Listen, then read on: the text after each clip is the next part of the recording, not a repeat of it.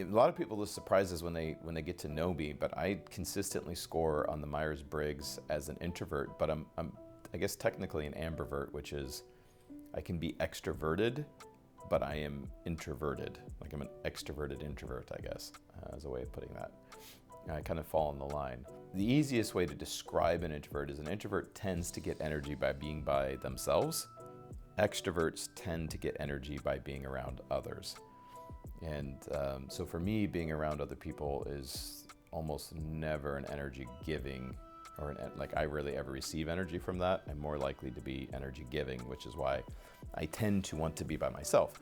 But introverts and extroverts can both, extroverts sometimes get the leg up when it comes to social settings, whether it be speaking or acting or sales. They generally get the light. Everybody assumes they would naturally be better. And in some cases they are, but introverts can be just as good or better. And I don't really subscribe to the idea that I'm limited by my personality. Right? Sometimes you'll hear people say that, well, that's just not my personality. Okay, that's fine. No, qualitatively, I don't know that one's better than other. They both have strengths and weaknesses. Introverts tend to be more self-reflecting, so they tend to be more aware, at least of themselves. They tend to think more. Not always, but they tend to be deeper thinkers because they like to be quiet. They're willing to think through things. Extroverts tend to be the life of the party. They really like entertaining people. They like accolades. They like recognition.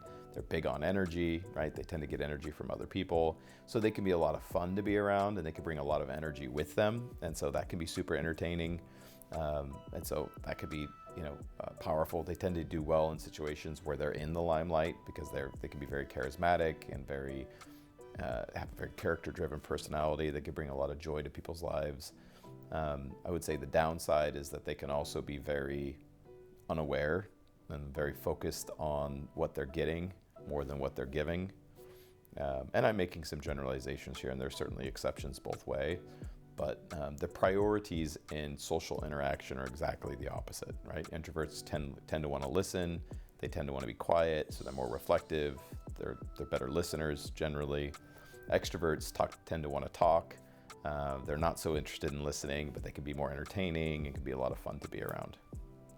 But they're both great, and they both have a wonderful place in the world, and would be, to me, it's like loosely the difference, like men and women are different, right? The feminine and the masculine are two different energies, and they're both beautiful energies. One is not better than the other, and it would be boring if we didn't have the other. As a man, it would be and as a masculine man, to me, it would be a tragedy if we didn't have femininity.